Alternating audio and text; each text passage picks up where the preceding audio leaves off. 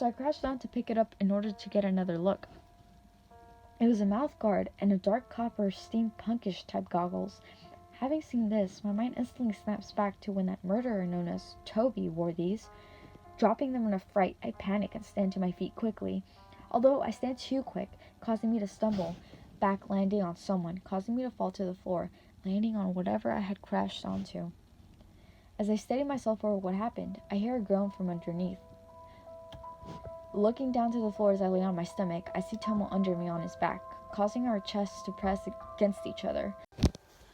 Oh my gosh, Tomo, I'm so sorry.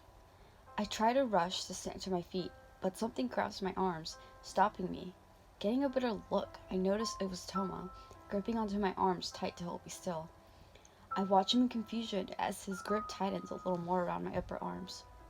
Tomo, what are you doing? I ask a little shaky as his eyes seem to lock with mine. There was a moment of silence before he sighs, looking away, letting go of my arms, allowing me to stand. Once I do, I reach out a hand to help him up, which he takes. Sorry for falling on you, Tomo. Yeah, what was that all about? Scratching the back of my head embarrassed, I just exhale deeply before explaining, remembering the reason for my fear. I remember now. Tomo, we need to leave. Right now. He appeared shocked by what I had said. He froze during the process of my brushing himself off, his eyes widening as he watches the panic on my features. What? Why? He asks, his poor stutter getting the best of him. I did feel bad for him, but what could I do? Nothing. I came into contact with the murderer the other day, and I just found his headgear. He may be near. Can we please go? Tomo seemed even more shocked than before as he looked to the floor beside me, noticing the headgear, causing him to mumble something under his breath, which I didn't quite hear. Ticci Toby's point of view.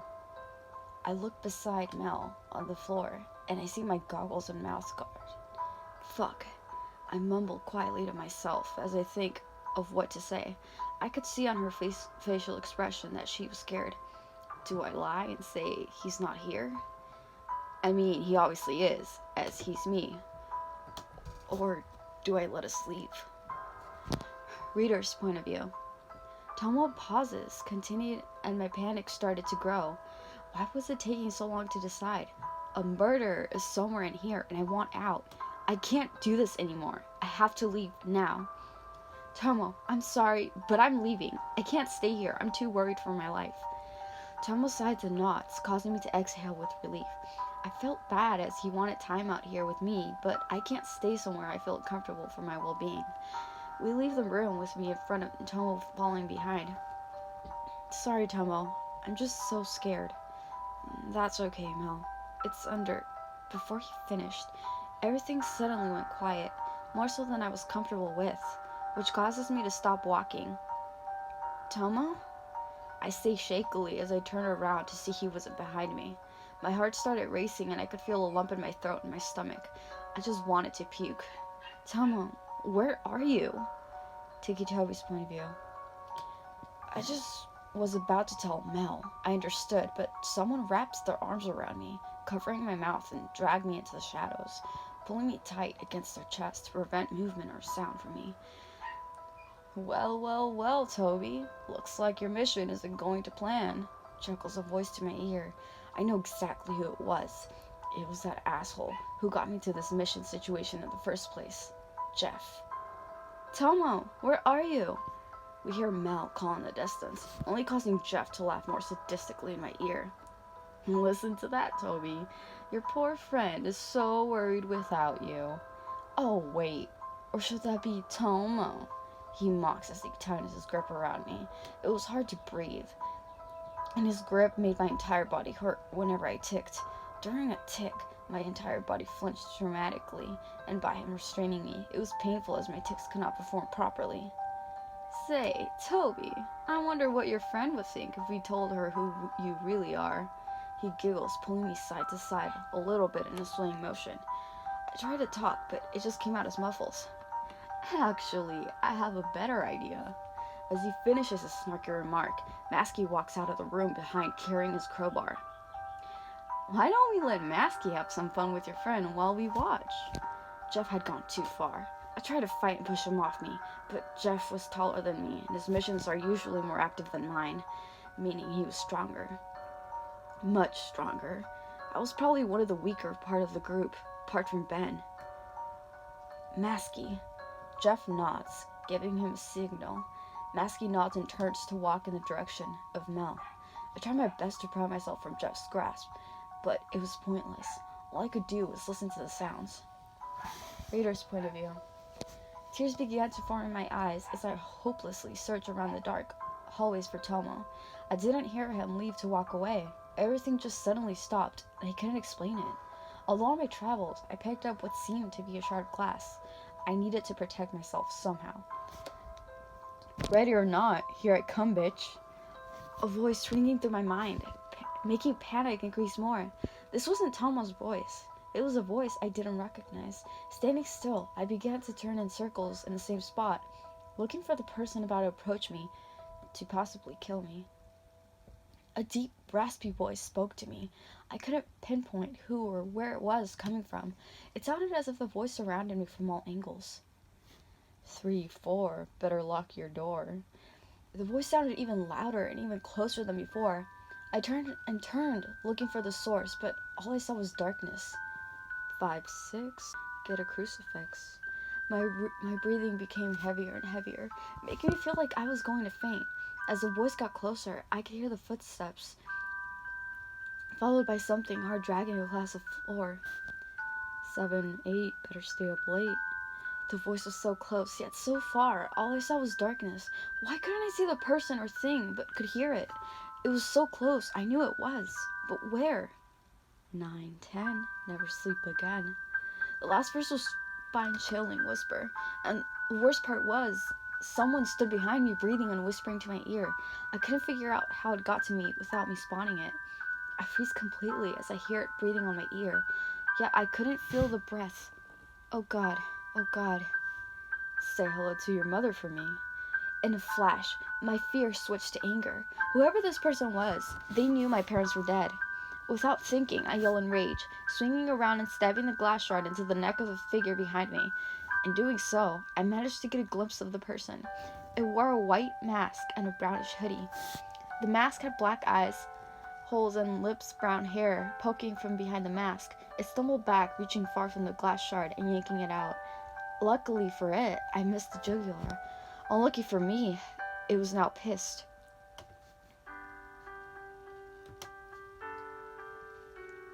An agitated growl erupts from the figure as they raise the crowbar, throwing the glass piece, the only weapon I had, behind itself, away from me.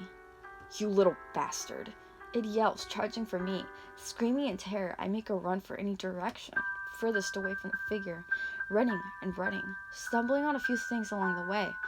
Every now and then, I would check behind me to see if it was safe to stop and catch my breath.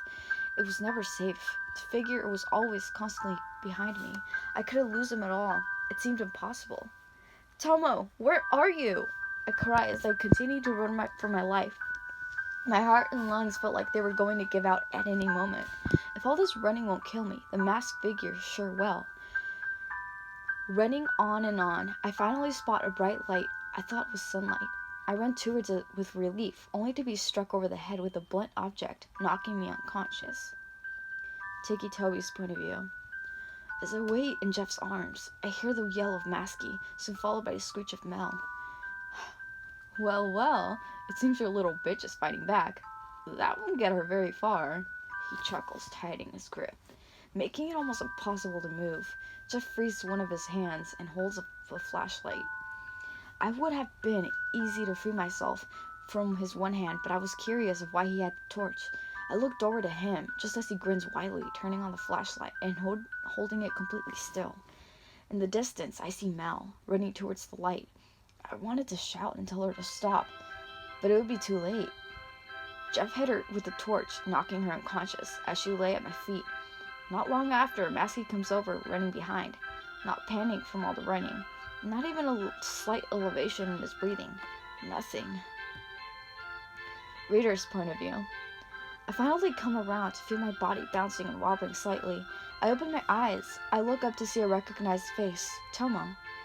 I say with a smile. I soon figure out my body bouncing was due to him running while carrying me. He looks down and sighs once he saw me. I was awake. Tomo, where did you go? I was scared. Sorry, the murderer captured me, but I broke free. I found you unconscious, so I escaped. Do you mean the murderer called... what was his name? The one who wears the goggles. Toby, he states bluntly, triggering my memory from when I first came across the murder. His partner calling his name. Yeah, how did you know his name? Let's just say I've come across him many times. How many times is many times? Before he got a chance to speak, he suddenly freezes, catching me to look at what his eyes were fixed on. The murderer who killed the men in my house.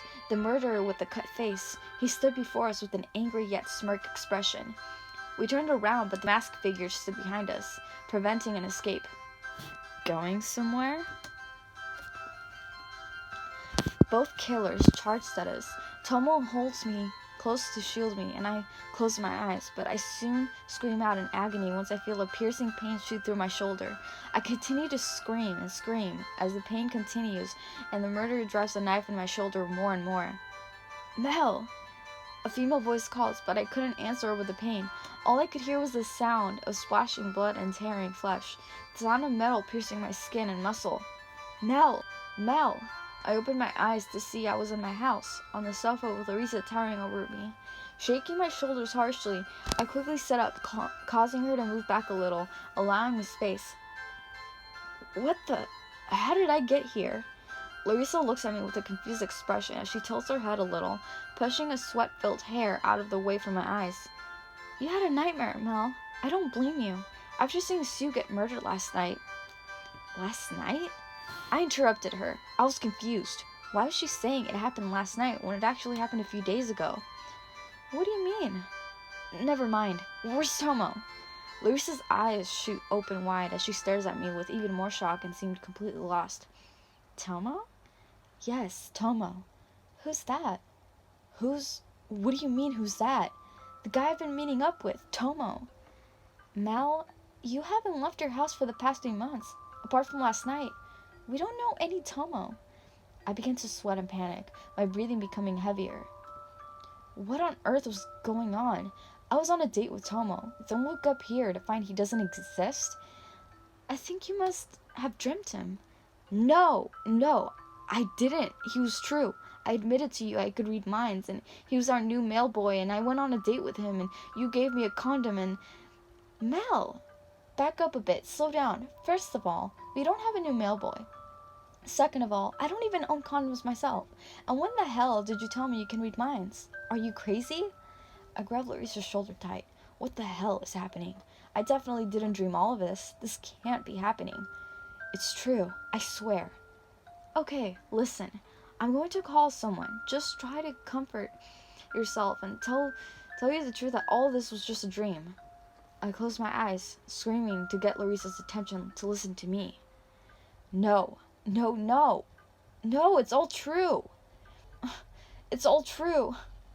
Wake up. I opened my eyes to see Tomo's face above me. Looking around, I was in his arms as he was running down the street. Lifting as much as I could without him dropping me, I look around for the 2 killers who blocked our way out.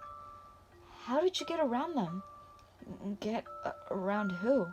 The killers, both of them. They surrounded us and charged for us. No, Mel. We've only just escaped from there. I took a shortcut. What the absolute hell was happening? We get surrounded. I scream. I wake up at home. I scream. I wake up in Tomo's arms again, but turns out we never got surrounded in the first place. I think it's all the fear, playing tricks in your mind. Was it true? Was it just the fear? As we get further down the street, Tomo decides that we were at a safe distance to allow me to walk her myself, which was good as my legs started to grow numb and I needed to talk about what just happened. Tomo lowers me to the ground and begins to walk but I grab his shoulder, stopping him from doing so. Tomo, I need your help. I'm not sure what's going on with my mind, but something weird just happened. I tighten my grip on his shoulder, causing him to glance down at my hand, before looking back to my face. Nodding, he turns to face me. I lower my hand and take a deep breath. It's as if I was switching between realities or something. What do you mean?